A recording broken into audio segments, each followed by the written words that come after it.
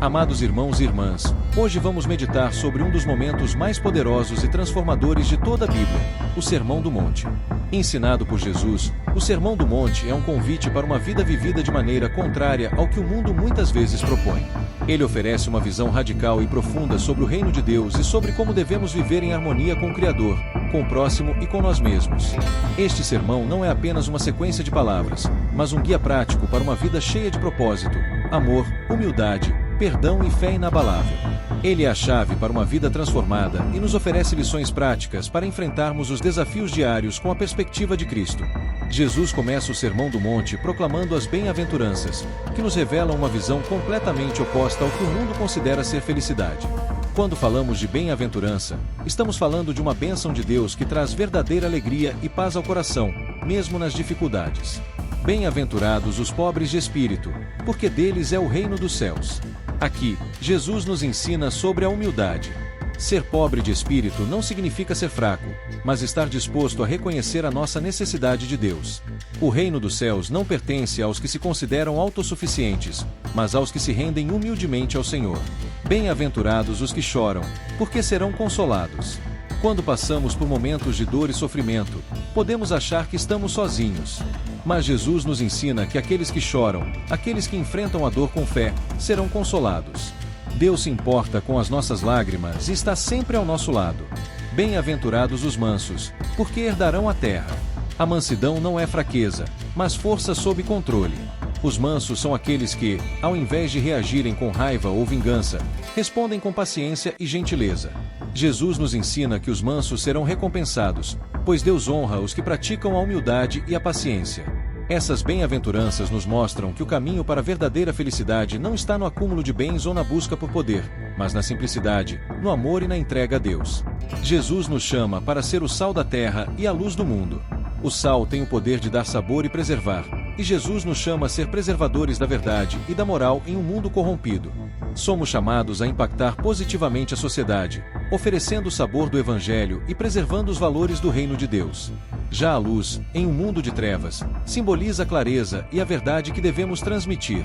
Assim como uma cidade sobre um monte não pode ser escondida, nós, como cristãos, devemos viver de tal forma que a nossa luz brilhe, atraindo os outros para o reino de Deus. Vivemos em um mundo que muitas vezes se perde nas trevas da violência, da mentira e do egoísmo. O que Jesus nos ensina aqui é que não devemos nos esconder ou nos conformar com o mal ao nosso redor. Somos chamados a ser exemplos vivos, levando a luz da verdade e o amor de Cristo onde quer que estivermos. O cumprimento da lei, amor e justiça. Jesus não veio para abolir a lei, mas para cumpri-la e levá-la ao seu cumprimento pleno. Em um mundo onde o legalismo muitas vezes prevalece, Jesus nos ensina que o verdadeiro cumprimento da lei é encontrado no amor e na justiça. Ouvistes que foi dito, não matarás, mas eu vos digo que todo aquele que se irar contra seu irmão será réu de juízo. Aqui, Jesus vai além da letra da lei. Ele diz que não basta simplesmente não cometer um assassinato físico, mas também não devemos nutrir raiva e rancor em nosso coração. A verdadeira justiça começa no interior do ser humano, nas intenções e nos pensamentos. Ouvistes que foi dito, não adulterarás, mas eu vos digo que todo aquele que olhar para uma mulher para cobiçá-la já adulterou em seu coração. Jesus nos desafia a viver uma pureza de coração. Não basta uma aparência de moralidade, é necessário que nossos corações sejam limpos e voltados para o bem.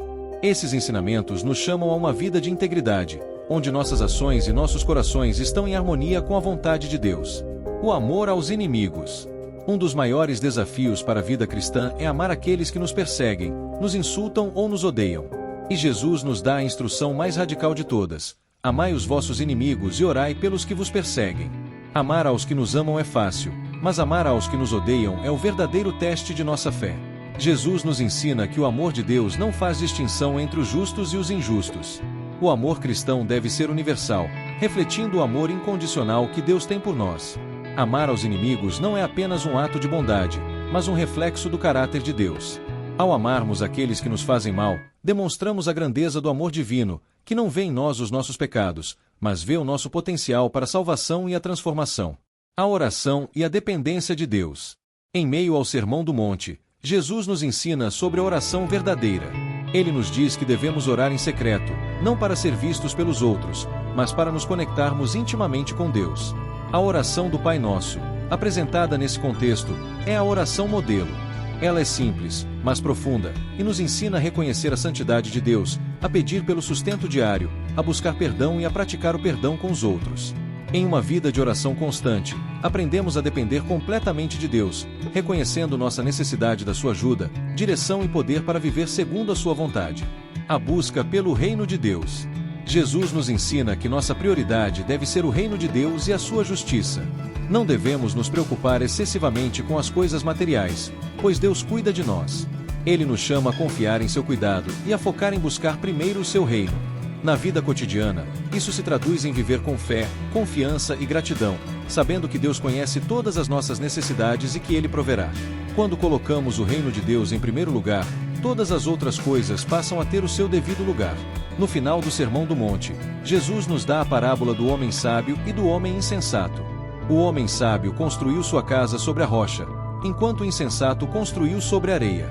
A tempestade veio e a casa do homem insensato caiu, mas a casa do homem sábio permaneceu firme. A lição final de Jesus é clara: uma vida construída sobre os seus ensinamentos é uma vida sólida e segura, capaz de enfrentar as tempestades da vida.